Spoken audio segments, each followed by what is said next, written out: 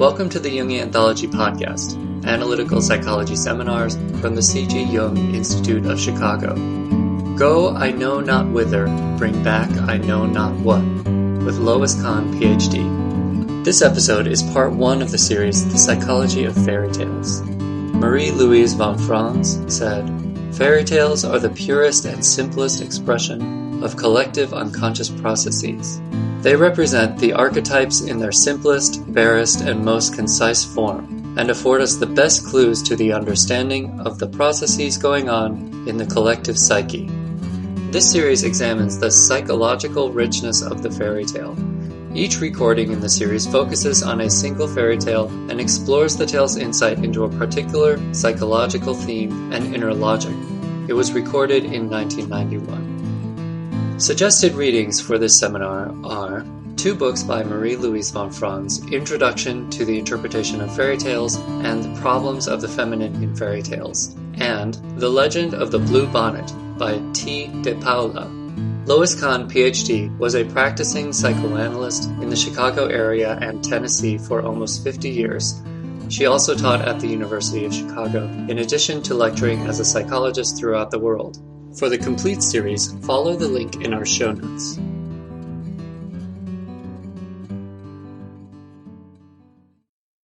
And so I'd like to invite you now to fly away with me on the wings of imagination. Once upon a time, there was an unmarried king. And he had his whole cadre of archers. And they would go out into the woods and they'd hunt and so on and so forth. And he had a very favorite archer by the name of Fido. Because Fido could shoot like anything. You don't have to keep your eyes closed. If you want to, you can, but you can look around if you wanted to. Anyway, so because Fido was able to hit the mark so well, the king really liked him the best, or loved him the best of all of his archers. So one day it happens that Fido was out in the woods and he shoots his gun and he hits a dove. And she goes kerplunk out of a tree, lands on the ground, and he's bagged another one. And so he's about to pluck off her head to shove her into the bag, and she says, oh, please, don't tear off my foolish head. Take me home and put me on your windowsill. And when I start to get sleepy, tap me sharply with your right hand, and I will see that you have nice riches.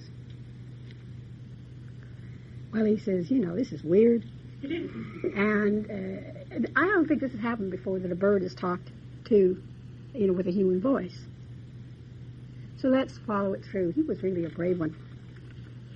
So anyway, this happens. He takes her home, puts her on the ledge, and she starts to get sleepy. She tucks her head underneath her wing, and he goes thunk, and she falls to the floor. And guess what happens?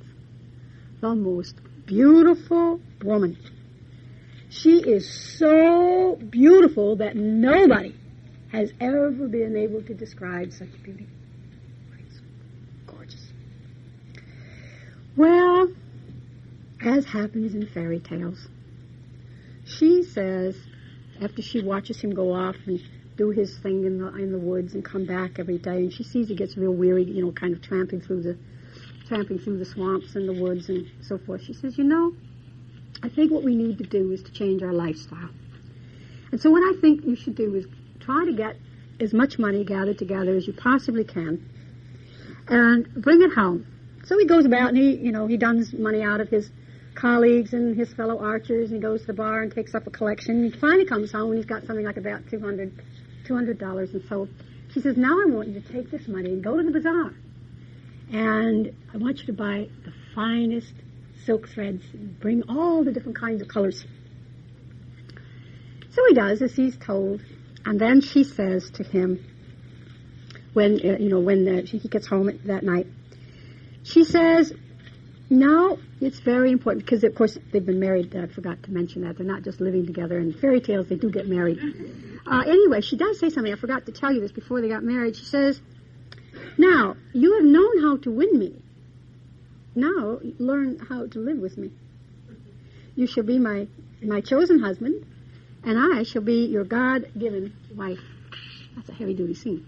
Anyway, they marry and they live a very quiet life, as I say, and then she suggests, that they need to change their lifestyle, so he goes and borrows the money and brings it back, and he fetches the thread from the bazaar, and then she says, all right, now, dear husband, be of good cheer, pray to God, and lie down to sleep.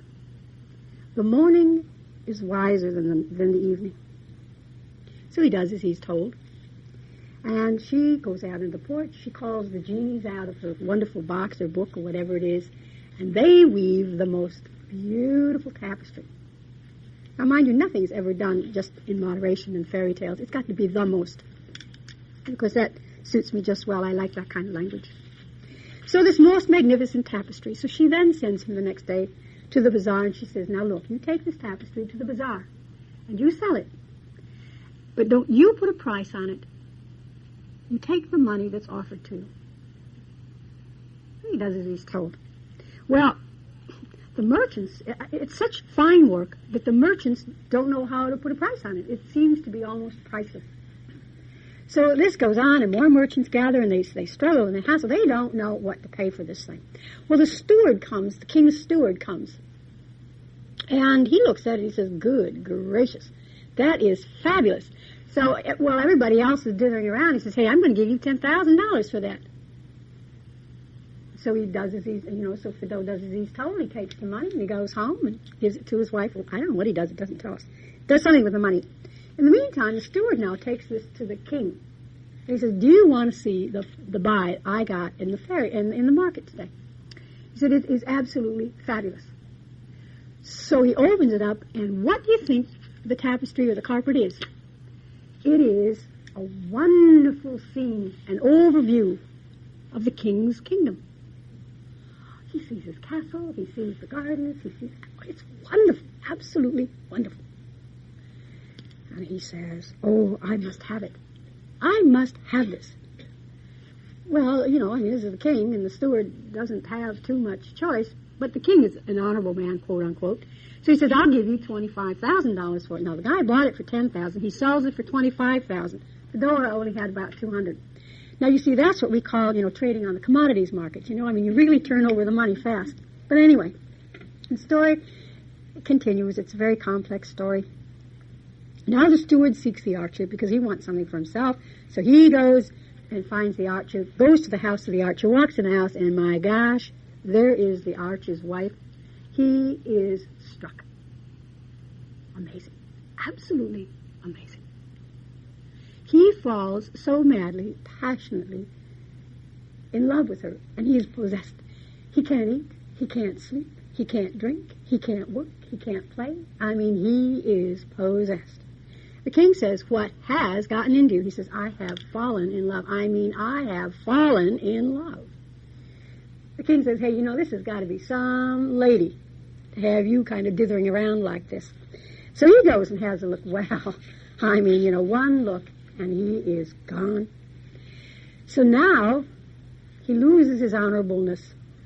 He gets into what we would call chicanery. What happens is he needs to get rid of the archer.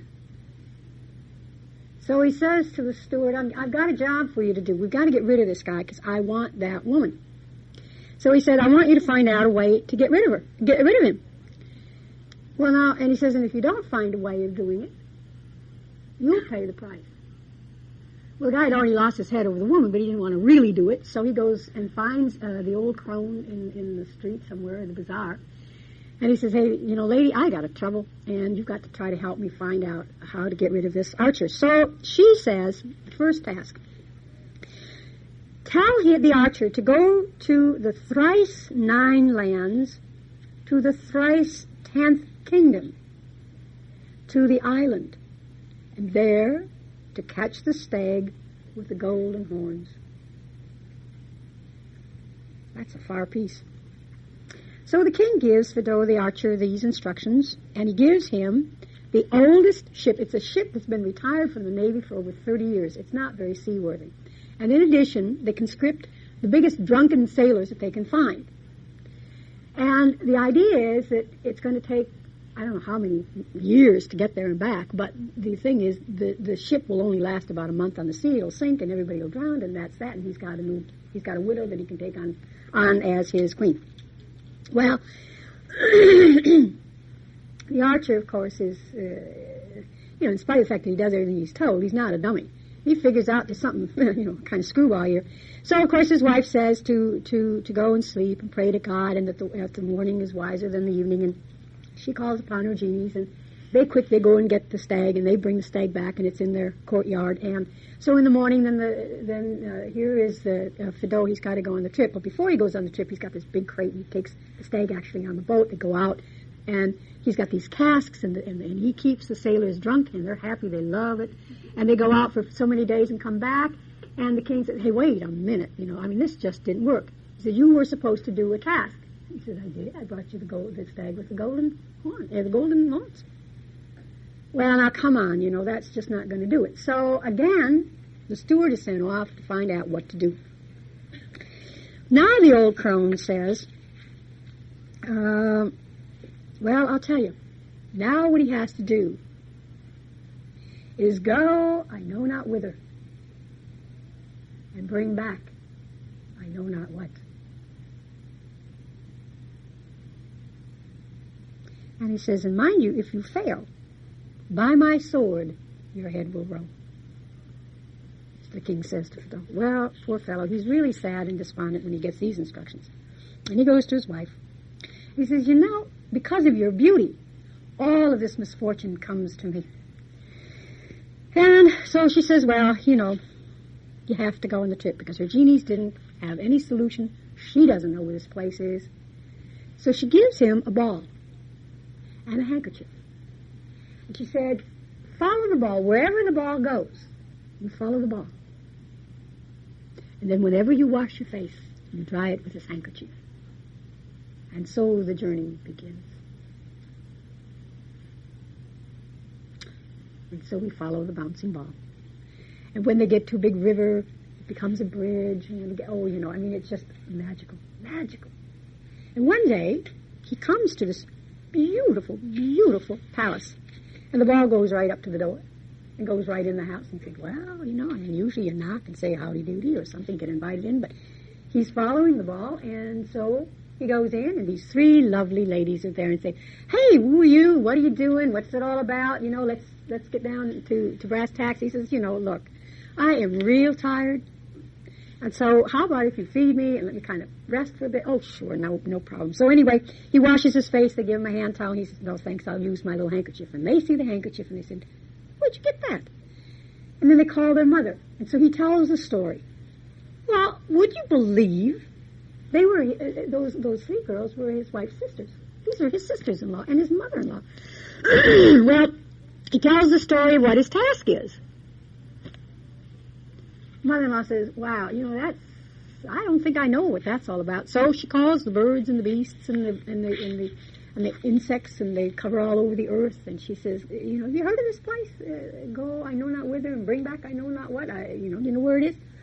No, nobody had heard of it. They hadn't come across that place. And so she then gets her giants to take her, and she goes out into the middle of the ocean. She says, I want you to take me to the place in the ocean that is bottomless. So she goes there, calls all the fishes up, and none of the fishes have heard. So she says, and then all of a sudden there's a quack. She looks, and here's a rickety old frog. And this rickety old frog says, seems to me, I've heard of a place like that. Well, as it would happen then, this mother-in-law says, okay, she takes a jar, puts milk in it, puts the frog in the milk. I didn't know that frogs like milk until I read this story.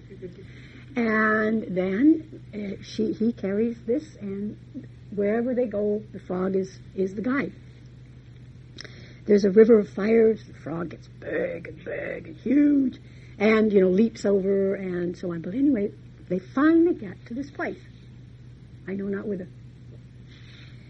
And in this place, I know not whither, we discover that what has happened is that he has to kind of change himself, and he sneaks in and hides himself in a cupboard.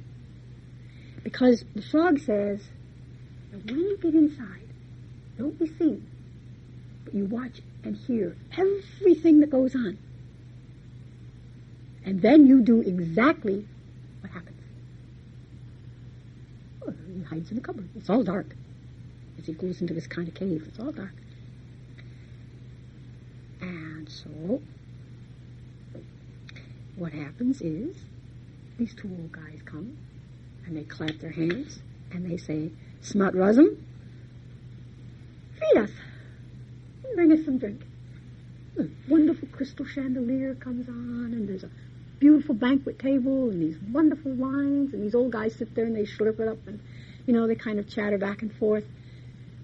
And then they leave, and everything disappears. So, Thibault comes out, and he says, Smut Razum, I want a banquet. And lo and behold, the crystal chandeliers and the whole thing happens. So then he says, well, I'll tell you, why don't you come and work for me? And he says, but first sit down. Let's kind of talk here. So he says, have some food, have some wine. Now, there's nothing that he can see. But he sees the glass being lifted, and it's the invisible man. And he sees the food being disappeared, and they sit and they talk, and they have a nice time. So he said, well, why don't you come on and you work for me? And he said, I'm really a pretty pleasant fellow, and it'll be kind of fun. He says, I've been working for these guys for 30 years. Not once have they offered me a drink. Not once have they asked me to sit down. I think I'm going to change jobs. And so he says, I'll go with you. Let's go for it. Okay, so away they go. They pick up the frog, and away they go. He takes the frog back to the mother-in-law with the milk, and then he and Shmut Razum go. And he says every once in a while, because he can't see anything, he says, Shmut Razum, are you with me? Oh, yeah, not to worry, I'm with you. Finally, at the end of the day, he's walked a long time. He says, I am really very tired. I have to rest. So he says, okay. He says, if you're so tired, why didn't you tell me that? Like this, they're gone, I'm just gone with the wind. Then at one point, Smut Razum says, they're flying over the ocean. He says, wouldn't it be a neat place? Let's just stop here, and we'll have a golden arbor. I'll make you a golden arbor, and you just stop. And then I'm going to tell you what happens. And this wonderful golden island appears. And he says, I'll tell you what. Pretty soon, 3 merchants are going to come. And when these 3 merchants come, you give them a banquet, and you wine them and dine them and make them happy and make merry. And then he said, you trade. They each will have something to give you. You trade, but you have to get all the 3 things together, and you trade me for all those 3 things. And he says, don't worry, I'll come back. Now he's being a trickster. So he goes. And so and he goes along with this whole thing, and pretty soon these 3 ships appear, and these 3 merchants come, and the whole thing goes on, and everybody gets regaled, and it's just a delightful banquet. They're having a wonderful time. And the first merchant has a beautiful box. He says, I would like to have your magic here, so I'll trade my beautiful box. He opens up this beautiful box, and the most incredible garden appears with rare flowers and rare birds, and it's just incredible. Whew, everyone is really impressed. It is awesome. He closes the box, and everything disappears. The next merchant says, well, I've got a magic hammer. He tapped the hammer once, and there is a battleship. Sailors, guns, cannons, everything ready to roll. He taps it 100 times, and there's 100 of them. He hides his axe, and everything disappears. The third merchant has a horn, and he really believes in blowing his horn. So he blows the horn, and what do you think appears? Wonderful land army. He's got the infantry, the cavalry, the cannons. I don't think they had paratroopers in those days. So there they are, and then he blows the horn from the opposite end, and everything disappears. Well, Thibault says, I'll tell you what I'll do. You give me all of these 3 things in exchange for my servant. Fine. Exchange takes place. And his servant goes off, Shmut Razum. And this wonderful banquet they have the banquets on their ships, and they're sailing away, and then the first thing they call for the servant doesn't appear. Well, of course, obviously he's gone. Well, the merchants think they've been tricked. They're kind of sad. They're real upset. And they kind of get angry for a while, and then pretty soon they just kind of sail along and carry on as usual. Well, now what happens is, finally they get home. And once they're home, Fedora says, wouldn't that be a neat place to put up a palace? Oh, yeah, no problem. We'll be done in a minute. Choom, like this. And it was done. And, but before we get into what happens next, I have to tell you, meanwhile back at the ranch, when he's out trying to find he doesn't know what, where, and he doesn't know what, meanwhile, the king calls the wife in, and he says to her, well, I want you to be my queen. And she says to the king something, and I better read it to you because it's very important. She replies, where has it been seen? Where has it been heard of to take a wife from her living husband? Although he is a simple marksman, he is my husband. And the king says, you submit of your own free will, or I will use force. Today we call it rape. And she smiles, she strikes the floor, and she turns into a dove and hides as a blue dove in the forest. Well, anyway, so now back to, bringing us up to date. And so she's in the forest waiting for him. He comes home. This wonderful castle is built. He opens his box, and he has the most magnificent garden all around the castle. It's great. So he's sitting in the window, admiring his beautiful garden. And what do you think happens? A little bird flies in the window. Beautiful dove flies in the window, strikes the floor, and there is his gorgeous, gorgeous wife. And they are, of course, very happy to be reunited. Now, the next morning, the king wakes up. And he looks out, and what do you think he sees? A castle. In his territory? It's just not done. So he calls his army, and he calls his navy, and they do battle. But what do you think Fedora does? He goes tap, tap, tap. He has his navy. He blows his horn. He's got his army. They rout out the king. The king gets killed, and it doesn't take but a half hour or so. And you know what? They said that the people really liked Fedora and his wife. So they asked if he would be the king, and she would be the queen. Thought about it, and they thought, yeah, let's try it. It's a good deal. And I'm told they lived happily ever after. Now, I don't know for sure because that was the day I had to do the washing and I had to go away. This is a Russian fairy tale. Okay. Now, are you back in the land? When we approach the unconscious, it's like that, going we know not where, and we surely don't know what we're going to bring back. But it's a task many of us need to do or we lose our heads. Okay? We really do. This is part of what we call the individuation process. And we use myths and fairy tales and all of these as part of our process of stimulating the imagination, of helping us have a context out of which we can operate, and of understanding our place. Okay? So, now let's kind of differentiate between some of the things that we're going to be talking about, and then we'll get into the fairy tales more specifically. Okay? First of all, anybody have any questions? Yeah? I got lost at one point in the fairy tale, and that was... That's all right. Fedora did too. After he met the merchants, and the deal was, how did they give him these three things? I mean, he gave up his servant, right? He gave up his servant, and he said that, well, if you take my servant, then I want these three things. Each one of you has to give me one of these things. And that was the garden. The box, it wasn't Pandora's box, but it was the Garden of Eden box, okay? And then which is incidentally, from a psychological point of view, a very significant image. Because psyche will very often, especially as one begins the individuation process, you'll have what I call a Garden of Eden dream. It's a paradise dream of some sort. Because if you're going into that rough journey, you have to have something to hold on to say, oh, That's going to be the goal, or that's the place one day I can rest. So very often, initially, when you go into analysis, agitated, distressed, upset, whatever, you will find that there's a certain kind of relief of the initial pressure. And then you'll have a beautiful dream. And that's your dream that you can retreat to when things get really rough, when you're dealing with your shadow, your negative shadow. And then, and so it's that dream, or that image, that's very important to be able to have. You need to have some place in the psyche, or some place in the soul. Eventually you find it becomes the sacred space within. Eventually, that's your sacred space. But that's the image then of the garden. And then the second is the hammer, and the third is the horn. Okay. Anybody else have any questions? Yeah?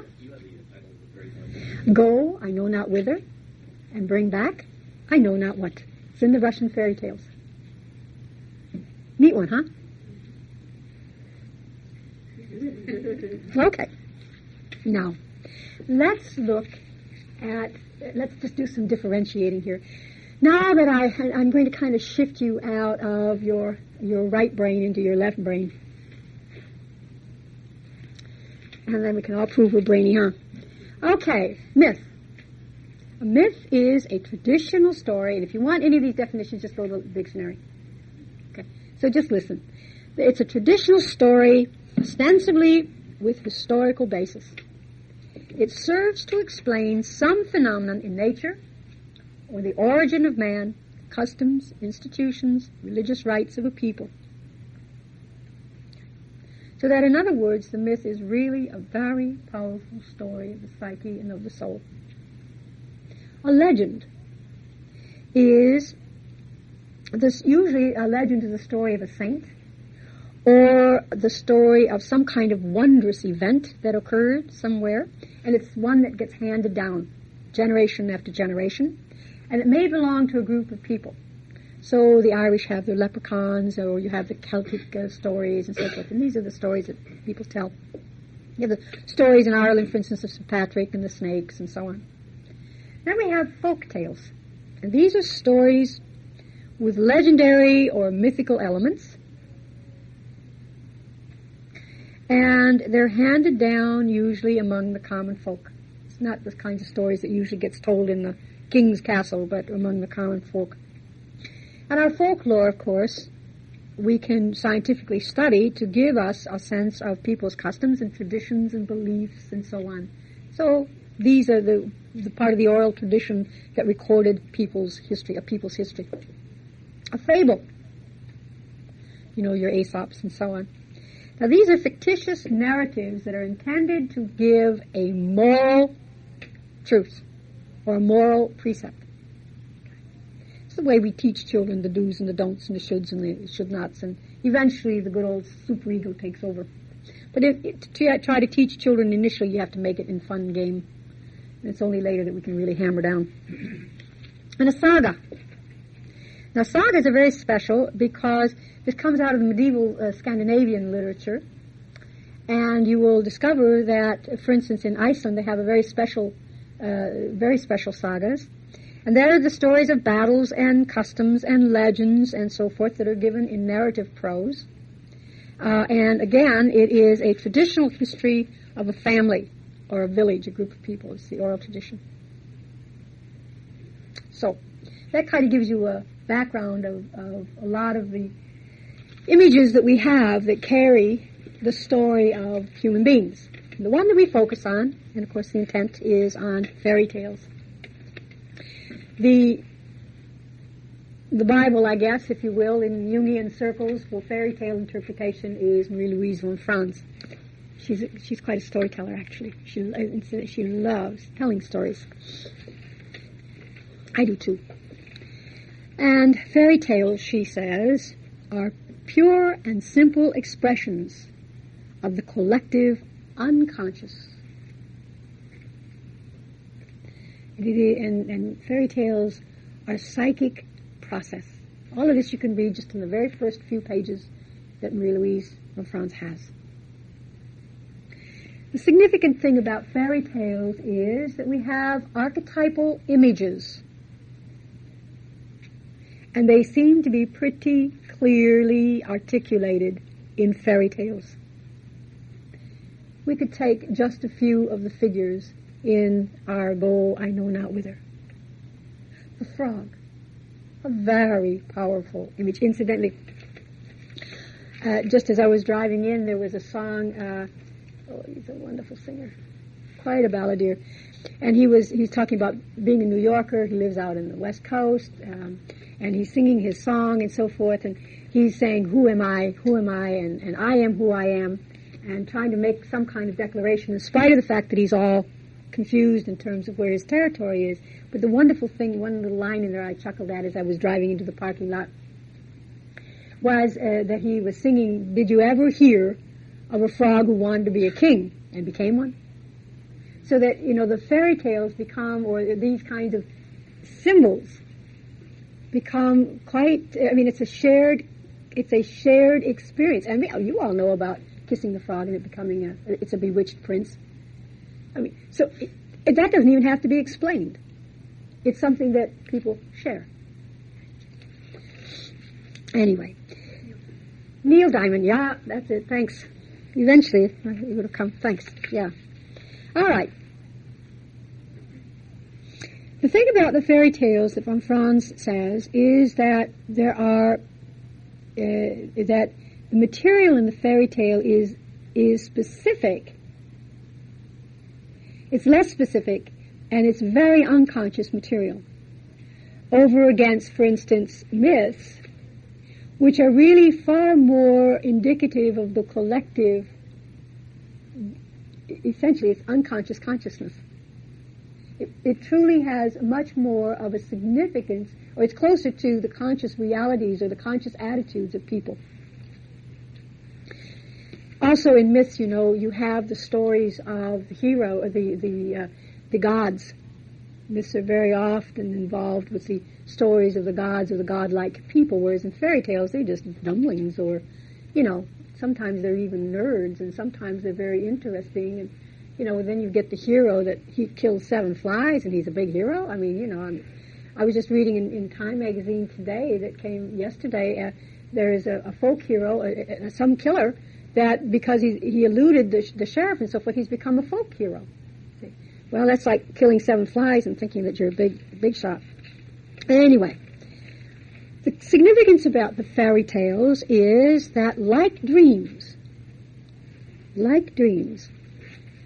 they have their own explanation. And if you follow, there are very meaningful threads. And if you follow even further, you will find that the motifs will complete a particular story or a particular bit of information in terms of your own psychic process. Now, von Franz says that fairy tales, regardless of where they come from, anywhere in the world, no matter how many themes you have, how many stories you have, the bottom line is they are talking about the self. And of course, in Jungian psychology, we often use the image of the diamond as the image of the self, and the diamond that's wonderfully cut and has all these different facets, and the more delicately it's cut, the more delicately we understand the unconscious, the more brilliant the light it gives off, and the more brilliant the fire, I guess. I don't know, I've never had one that brilliant. So, what it is then, is that the fairy tale will give us some aspect of the psyche that is relating to the self. Now, I'm assuming that most of you, at least from the faces, most of you are pretty familiar people to the Jung material. But let me just kind of give an overview real quick.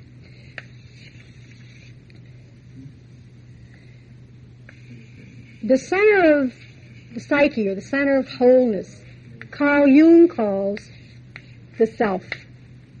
Okay?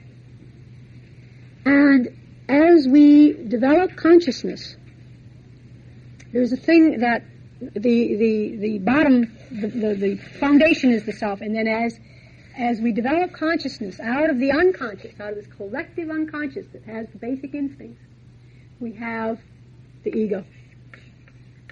Now the ego is the conscious part.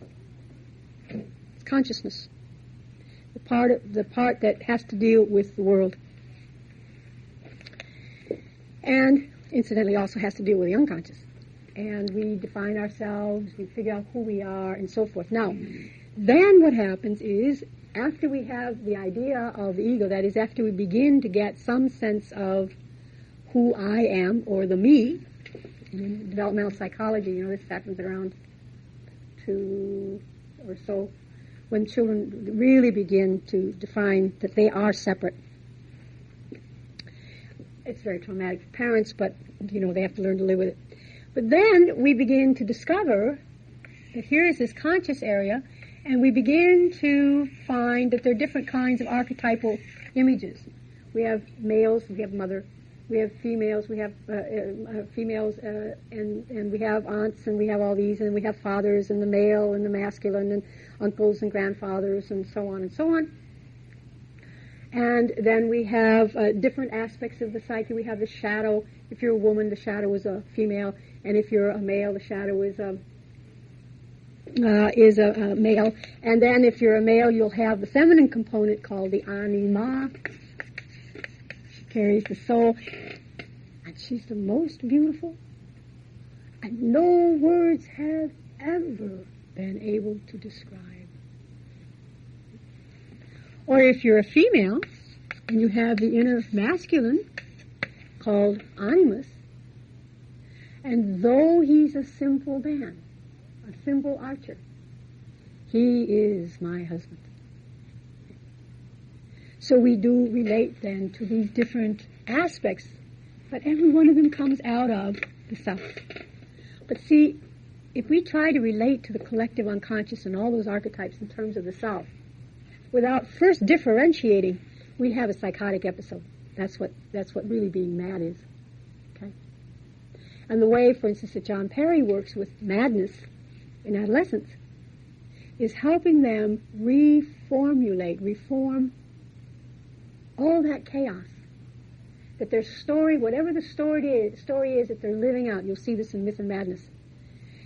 Whatever the story is, eventually they can find a way to stabilize, because every story not only tells you about the chaos and the trouble, but the solution.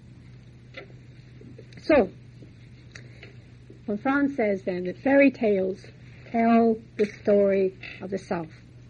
Now, when I work analytically, people will bring in their dreams, and they'll have 1, 2, 5, 6, sometimes 10, 20, 30, but they'll have dreams in the week. And the most important thing to do is the way I approach, the way that I work with the dreams, and for those of you who do the dream workshop on Saturday, you'll discover this.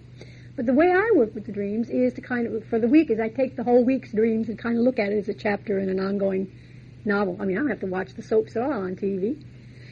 And nobody else does either. If they pay attention to their dreams, you've got really a drama going on each week. But each one then is, each week, usually what you're reflecting is an issue or a complex or whatever it is. And the dreams in the week will very often be themes on the same complex, or themes on the same issue. And it just gives you a different point of view. This is especially true if you have the same dream, if you have 3 or 4 dreams at night, in the same night. Then what you're really doing is you're looking at the front side, the back side, the upside, the downside, how many dreams you have. You're really looking from different points of view. It's a holographic image when you have multiple dreams like that. Okay? It gives you really the depth and breadth. Well, the fairy tales will do the same. Okay? They really will do the same. Now,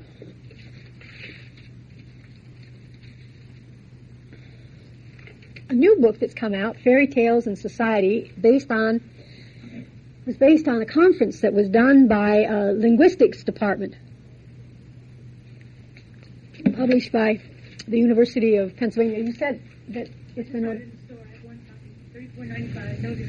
Is it so? Phew. Okay. Well, I got mine from this lady. But in any case, in there they talk about 3 aspects of dreams, of fairy tales. Sorry. The first is illusion. And illusion, that in the fairy tales, the events will develop and a pattern begins to form. Now, sometimes these sharply differ from our reality, or from the reality of the listener of the story, or the reality of the storyteller. And what this means is that somehow or the other, very often, what we need to do is to look at the fairy tale because it gives us a different perspective. It gives us a different point of view. If it's an illusion, and it doesn't come into our own spatial reality, we then have to look at it and see, what am I missing? The other aspect that they talk about fairy tales in society is allusion. Now, we allude to a body of material, and oftentimes writers will develop a story based on some kind of fairy tale theme. Ads are famous for that. We have, for instance, the paradise themes in myth and in fairy tales. And there's an ad, I think it just tickles my funny bone every time I hear it. There's an ad on TV right now, and there's this wimpy voice that comes on the TV, and it says, "Eve, do we have any snacks?" And this woman says, "Oh yeah, we got raisins." And so, he ate these, and they're good, and it talks all about raisins, and then he says, "Oh gosh, are there any?" He says, "Oh, are there any more?" And she says, "Well, why don't you try this?" And hands him an apple, and crash, and thunder, and, it's like the world's coming to an end. And he says, "Oh, I think I'll stick with raisins." So, now it's alluding to a very archetypal theme. The theme, of course, of paradise.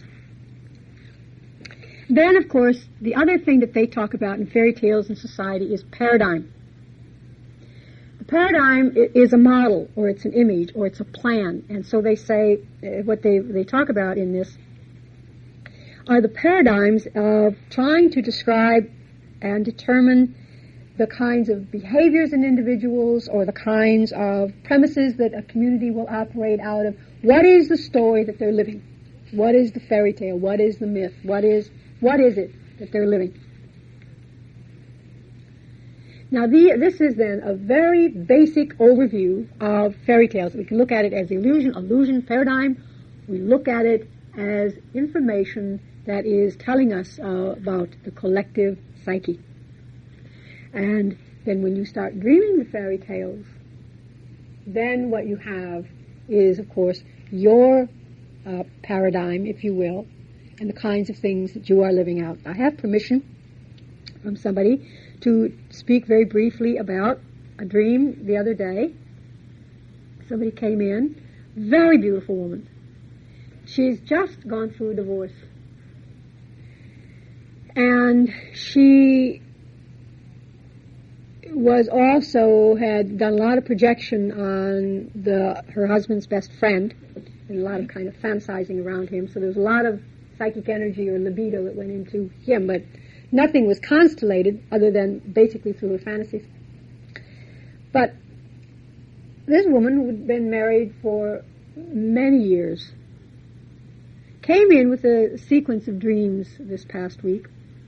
And in one of the dreams, there are lots of different things, but one of the major images in one of the dreams was that she was in this ballroom and dancing, and there was another man that she was dancing with, a little man, and he was dancing around in a circle, and basically he had his back to her.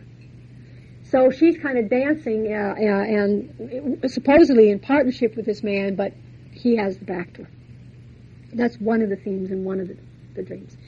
Then in another one of her dreams this past week, she was in a shopping mall, not in a ballroom now, but in a shopping mall, and things are going along, and there are these two humongous grizzly bears. They're not doing anything. They're standing there like any other person. And both of them have their backs to her. And then in another dream, she's going into a liquor store or into a store of some sort to do some shopping.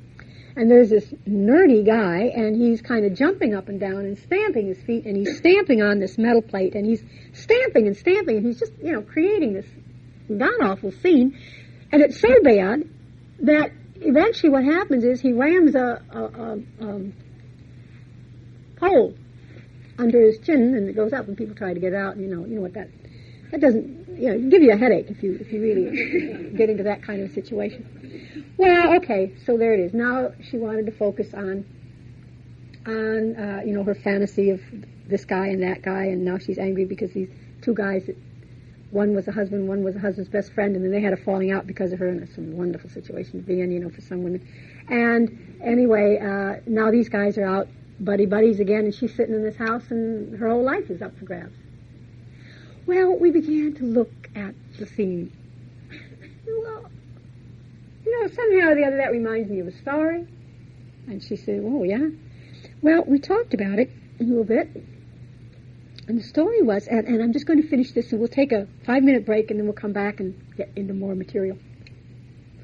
And anyway, so what happened is that here's a woman who was the apple of the eye of her father's eye. And she is, as I say, an absolutely stunningly beautiful woman.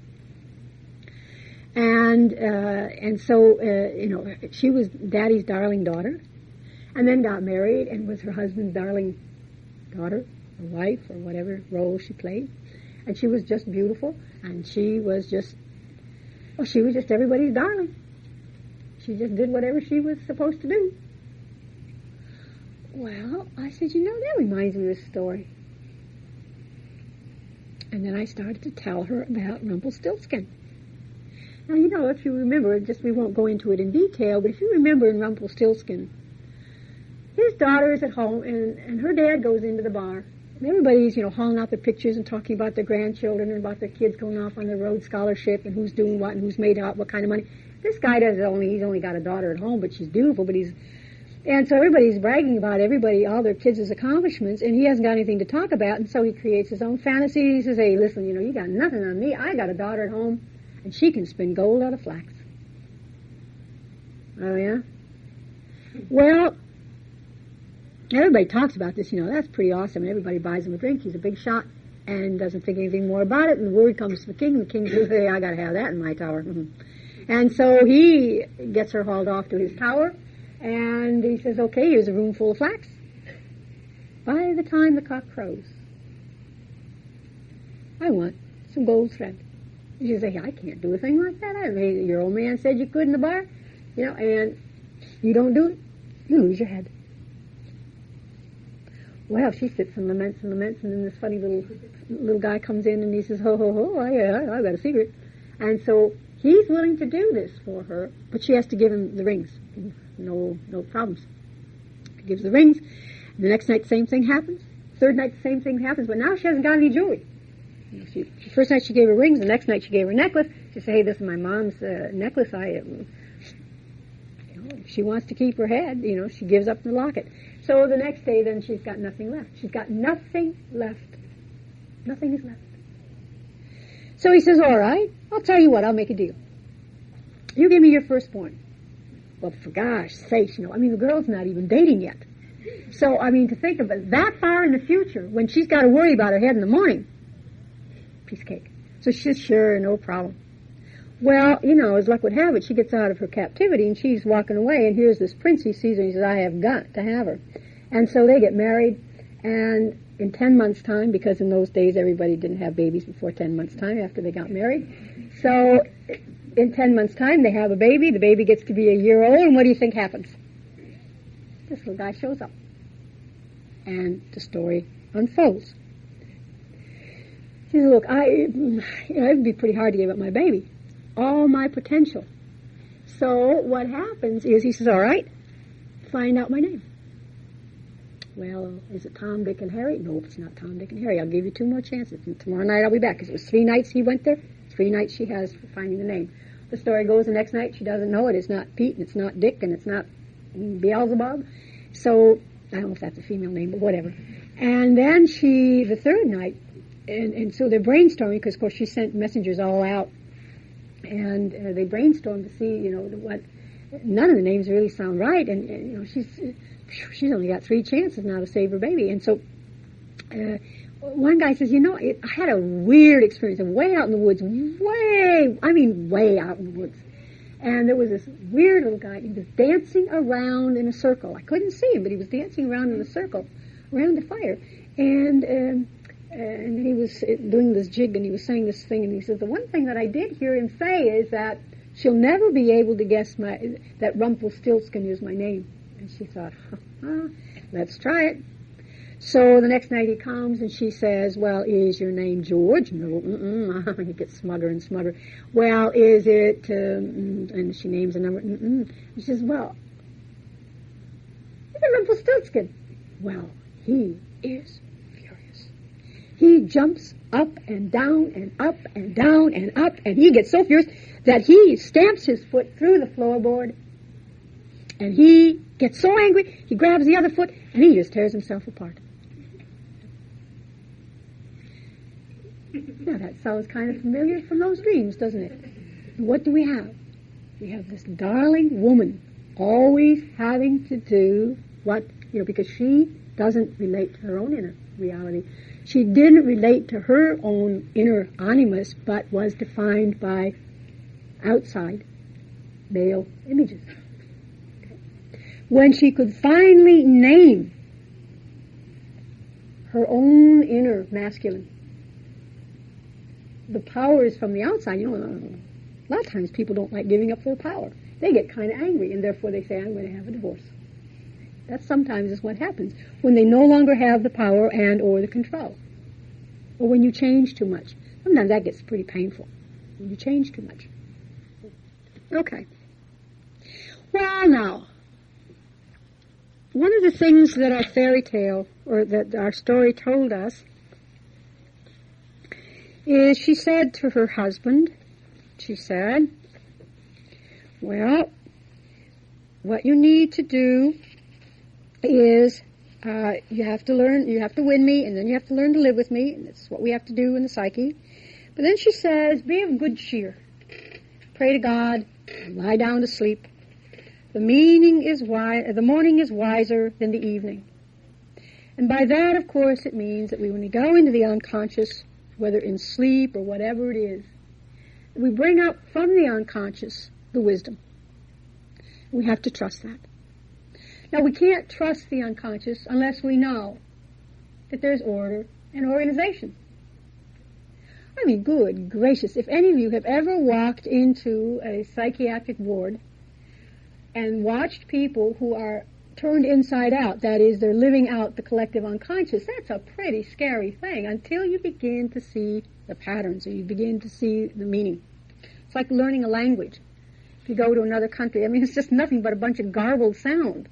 But eventually, if you begin to listen, you begin to see phrases and then words.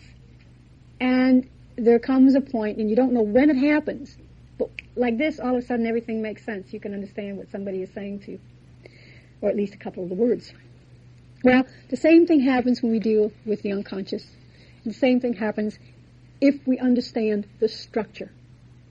So by understanding the structure of fairy tales, also gives us tools to understand the structure of our dreams. It also gives us tools to understand the structure of the psyche. Because, strangely enough, there is a lot of consciousness in the unconscious. As a matter of fact, I once had a dream to that effect. I think I've shared that before in different classes. An aunt of mine who is my shadow, that is, she's exactly opposite to me. She's very sensation. Her house is so neat that it's just... And anyway, so the thing is that she has a shopping bag filled with books. And most of the time she just reads romances. That's one area that we do share, but still. And I do read a few other things, too, from time to time. And so she had this book by Carl Jung. It was the 19th volume. He got 18 or so. The 19th volume called Consciousness in the Unconscious. And then it was, after that, things began to fall into place. So what we have to do is understand the structure. And we start by the structure of the fairy tales. And von Franz goes into this in much more detail. First of all, In fairy tales, we find timelessness and spacelessness. Go, I know not whither, and bring back, I know not what. Now, many times I will explain this in class, in different classes, depending upon what class we're talking about. But one of the things that's very interesting is to note that fairy tales often compensate, as dreams do, for a conscious attitude. Traditionally, males are linear in time, and they're also very spatially oriented. See, women often have images of the circle. Well, there's no space there. It's just kind of it grows. Especially, women really know how that space grows and contracts and all kinds of things. So males psychologically, if we say from a traditional point of view, the consciousness attitude of males is time and space. Doing things, and they make appointments and they do things on time, and they've got the train schedules, and that's the way it goes. And you work in this particular place, and you go to that place, and you have your car to get you from this place to that place, and so that would be quote unquote the masculine consciousness. Females, on the other hand, tomorrow, next day, it's okay. 9 months from now, you're not going to rush it. Things are going to grow as they grow. Pregnant women know that for sure. Well, then in the fairy tales, what happens?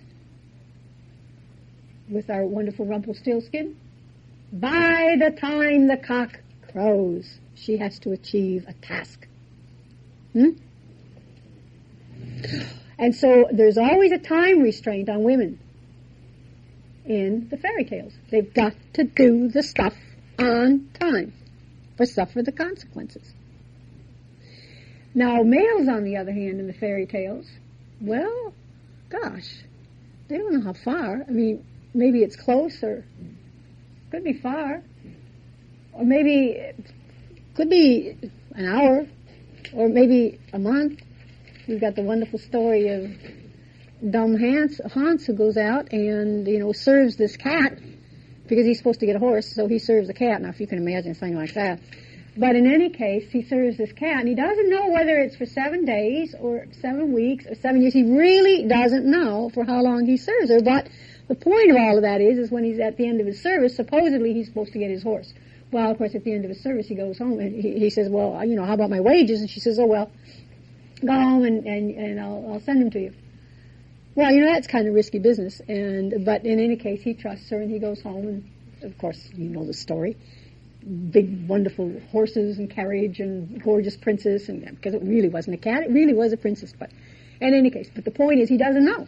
He doesn't know how long or anything of the sort. So we have to understand then that dreams will often be timeless and spaceless because there is nowhere in the collective unconscious.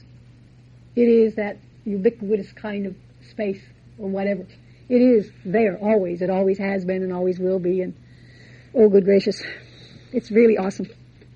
Then the second thing that we look at in fairy tales is the cast of characters. Von Franz says, count your people at the beginning and count them at the end. Sometimes you add a few, and sometimes you take away a few. Sometimes you have to complete something, and sometimes you have to kind of get rid of some of this excess.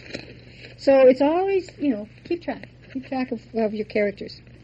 And then she says there is what she calls the exposition. That is, it's the problem. It tells you what is the problem. What's the issue? What is it that provides the energy for you to be able to solve the story? What are the ups and downs? What are the ins and outs? What's the adventure? What's the tension as it builds? Then we have what von Franz calls, she was a Greek and Latin scholar, the lysis. That is, what's the end result? If you follow the thread all the way through, what's the result? Sometimes you have a happy resolution. Sometimes, because they live happily ever after.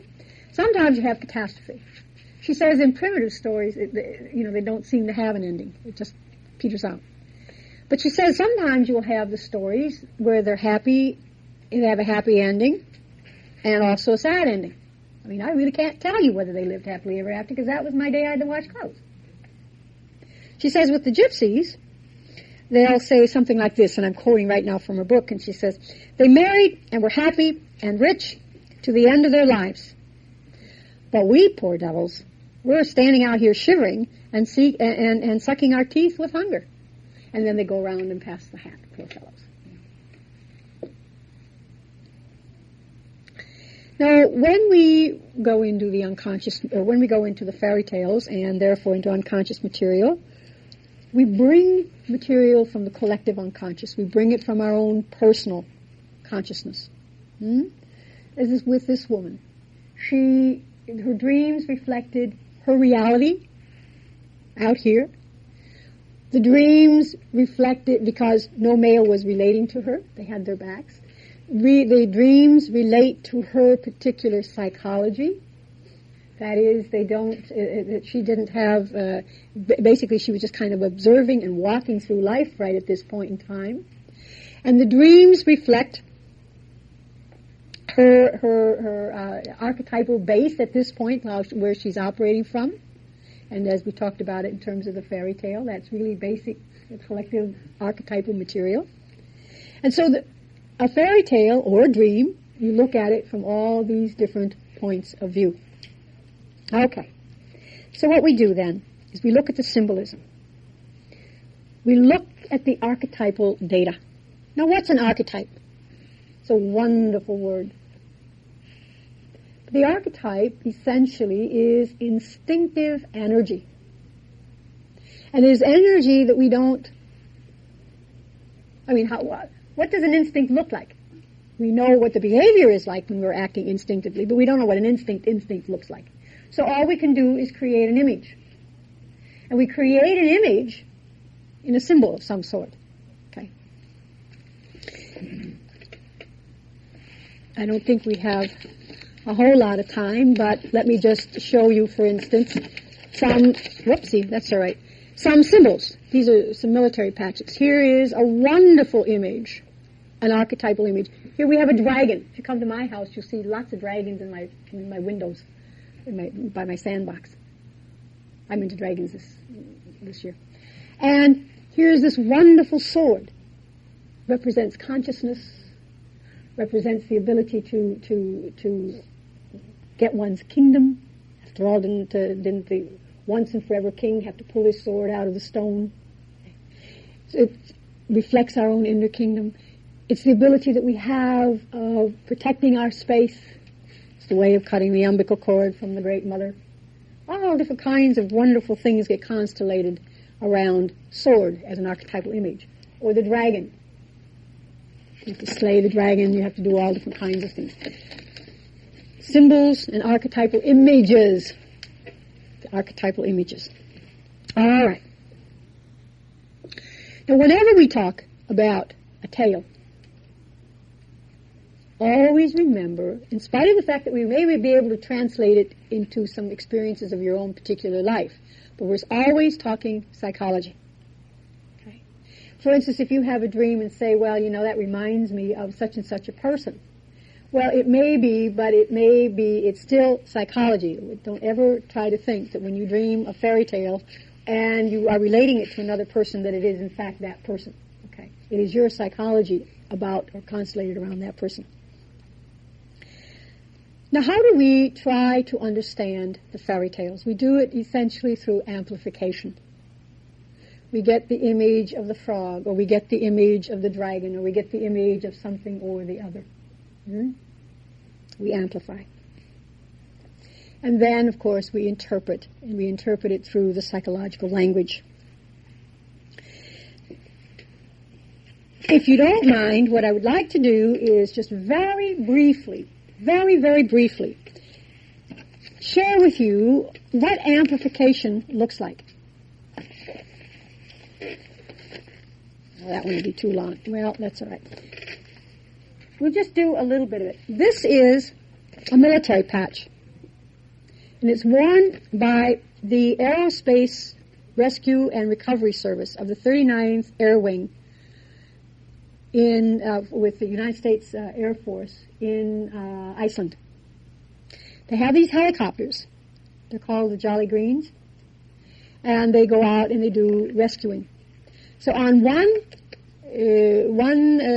shoulder, they have this patch that they call the pregnant angel. Okay? It's a wonderful image. And she's holding the world.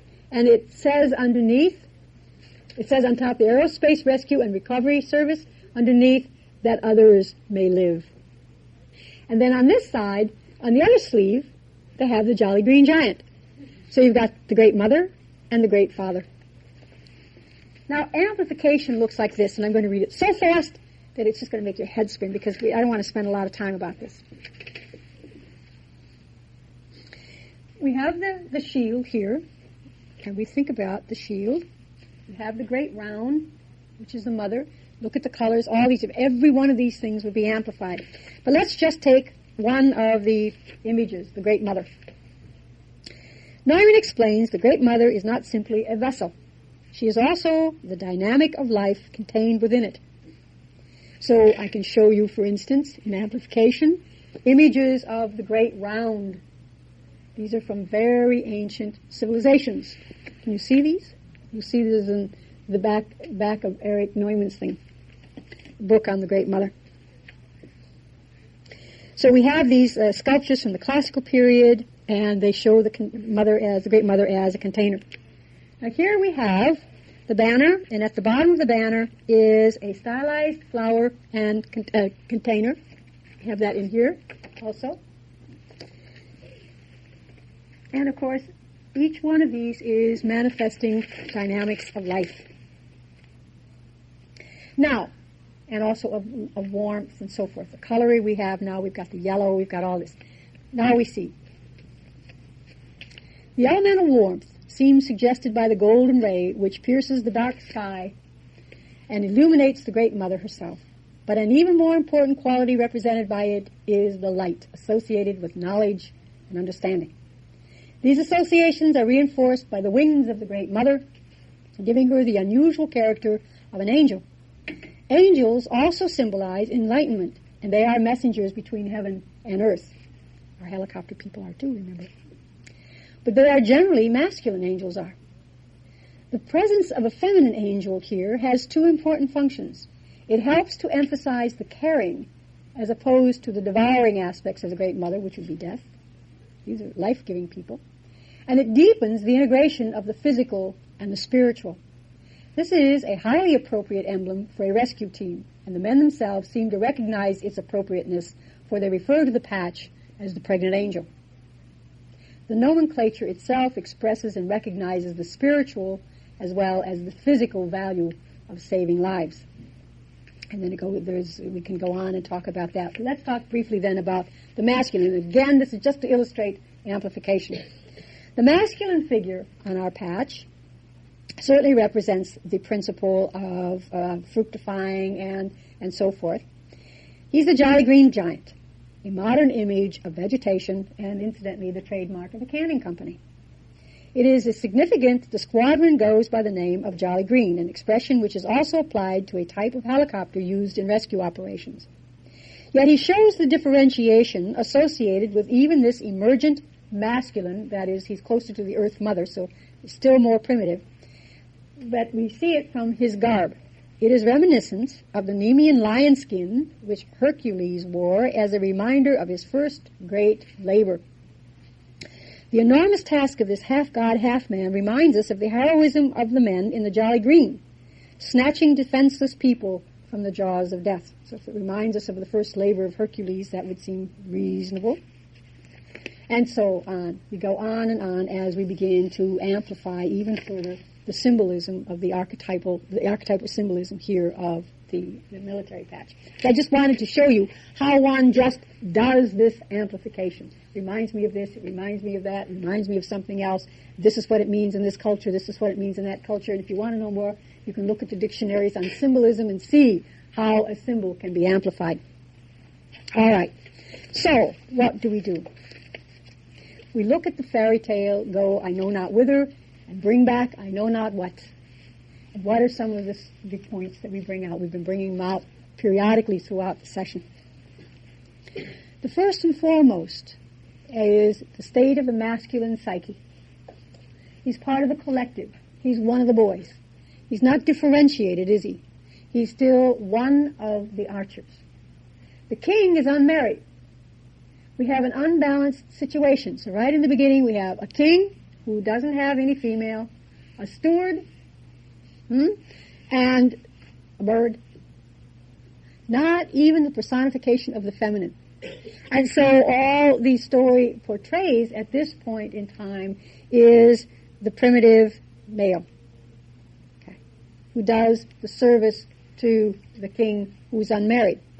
In other words, he cannot create further. Okay, then we find this young man going out and doing his job and suddenly coming across this wonderful image of the dove. Now, you all have associations with doves. We've got the peace dove. We've got the doves that are starving to death in Italy because of the snow. But here we have a particular kind of dove, and in his business, before he has the opportunity to kill her, she speaks. This is the voice of the Holy Spirit, but it's the feminine spirit, because there's no spirit at this point, no feminine energy in the story. And so she has to be introduced. Now she's wounded, which says when you don't honor the feminine, she is wounded. It speaks very clearly to that. And then we find, the story says, she says, you take me home and put me in the window, which means she isn't caged. She has some freedom, and he has to trust that she's going to stay there. In other words, it's a trusting of this process of the unconscious images as they come up, as they belong to him. You don't have to possess it. You don't want to be possessed. So as she starts to move into her own unconscious, he gives her a sharp rap, and what happens? That's an initiation task. In her case, of course, she becomes personified as the feminine. Now, if you're going to be knighted, if any of you go to London to be knighted for whatever reason, one of the things that you're going to do is get the sharp tap of the sword on each shoulder. If any of you have gone through confirmation, you will get a slap on the cheek. Okay. It's always that bringing to consciousness. Okay. When you get when there is transformation, it's like, wow, something happens. Something really makes you attend, makes you take notice. Well, then what happens is this whole domestic scene, and we could go through that, and we could go through a lot of the different things. But I think what I really want to spend the last couple minutes, or just another minute, relating to is the one image. We do a little bit of amplification, the one image, where the mother-in-law, with her two big giants, her two jolly green giants, she takes Fedot to the sea, and it's the bottomless sea. There's no bottom. And she calls, because she's gotten all the land animals. Now, mind you, in the evolutionary scale of Earth, if one is an evolutionist and not a creationist, or one can be both, actually.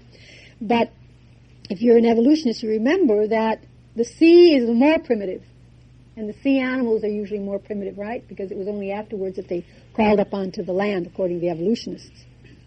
So not only do you have to go back to the instincts and the helping animals, but you've got to go back to the depths of creation. Back to the depths of creation. And even then they don't know this place. I mean, this is too far back. Except this little frog. Now she's old and she's crippled and she does have a clock. Okay? But this bottomless place in the ocean. So powerful, such a significant place. Because the theme of I Know Not Whither, it gets repeated again and again and again. He doesn't know where the ball is going to go. You don't know how far, because if it's a bottomless part of the ocean. So it's such a powerful theme that gets carried out throughout this story. He doesn't know what's going to happen when he takes this dove home. He doesn't know. He can't ask for anything in the market. He has to take what comes, you see. That's one of the most powerful and very difficult tasks in masculine psyche, in male psyche, if, you're going to be the stereotypic male who needs to be the hero and be in charge and have the sword, you can cut things, you can get right to the heart of the matter and all this. And to finally move into the place of the feminine means you have to sit back and you have to learn what a woman has to learn when she gets pregnant. You don't know what you're going to get. You don't know how long it's going to take. You have a general idea. And you have to sit and you have to trust that this single cell is someday going to be a very complex human being. Okay. So it's that process of sitting back and trusting. It's trusting the feminine. Okay. Now, women, on the other hand, if we were going to do this story in terms of feminine consciousness, then we would have to do the story about the adventure and the movement and the skill, you see, and recognizing that sometimes the skills, if we develop the skills too much, we get too animacy, and then we violate the feminine. Does that make sense? Okay. So before we run out of tape and time, I think I should kind of close here because I would like to leave it open if there are any questions with people, because this is a lot of stuff. And you probably have psychic overload, and I'll go home and have glorious fairy tales tonight, fairy tale dreams. Yes, ma'am? How about a lady who is over-identified with the masculine? She has too much animus. Is that she's possessed by the animus? What would her story be like? How would she she would have to redo the feminine, right? She'd have to trust the feminine. And that is very hard. But it would be a different story frame for her because she's a woman, right? Mm-hmm. Yep. Mm-hmm. Mm-hmm. Because what happens is she's got some basic instincts to follow. So we have in the story of Psyche and Amour, you see, where she has to learn to trust the masculine, but she's also not to be unconscious. She's not supposed to just stay in that unconscious place. She's got to be more conscious. And when she violates the terms of the contract, you know, in that particular story, she's not supposed to look at her husband. You know, they come and have a great time at night, but she's not supposed to know it, you know. And so the thing is, when she looks upon his face and he wakes up, then, you know, her fairy tale, when she becomes more conscious, her fairy tale bubble breaks. And then she's got to go off on the labors, and she's got to do all different kinds of things. She's got to get into her own despair. And then in that process, she ultimately connects to the feminine. So you see that in the Psyche and Moore story. That's a very powerful tale of the feminine who's into the animus. And and she's into the animus because he's a mother's son. It gets very complex. I mean, we could take that story and take 10 days to work it out. Yeah? In the tale you told, what image comes through to designate the self in all of that material? Of course, all of it would be, but is there any particular one that you point at? The voice, the servant, yeah. Because when he relates and invites that servant, quote-unquote servant, he never sees it. We never do see the face of the self. If we do, that's insanity. That's madness.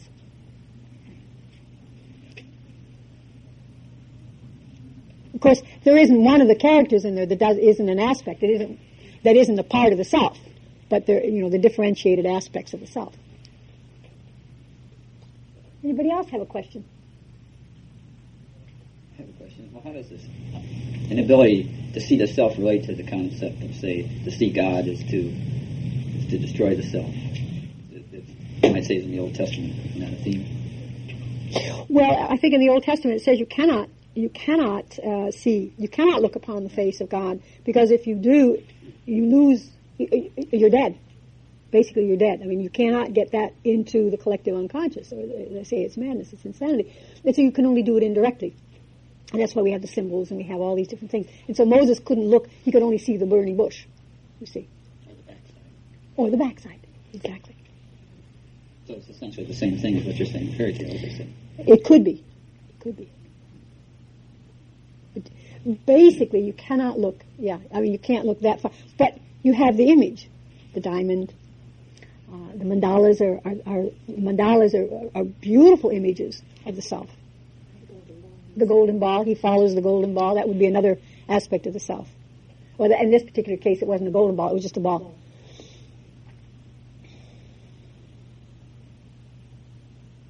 Are you saying that no one can look at his own face again? No, the self as an archetypal image is that ordering principle within the unconscious. And see, none of the archetypes, the instincts are seen directly. We can only see it through our own images, and that's basically what we're talking about. But if we don't keep the ego active, then what happens is, or the active so that it stays in the world, then it gets sucked into the unconscious, and there's a kind of a swimming around, and then you see this in madness.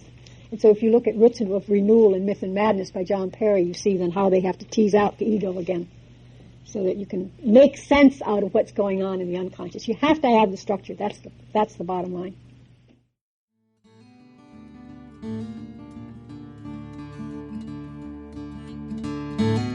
This podcast is distributed under a Creative Commons Attribution, Non-Commercial, No Derivatives license. Share it all you like as long as you maintain the attribution to the speaker, but please do not change it or sell it. If you like this episode, tell your friends about us or leave us a review on iTunes. For more information about classes, training programs, videos, audio, this podcast, or to find a Jungian analyst near you, visit our website, www.jungchicago.org.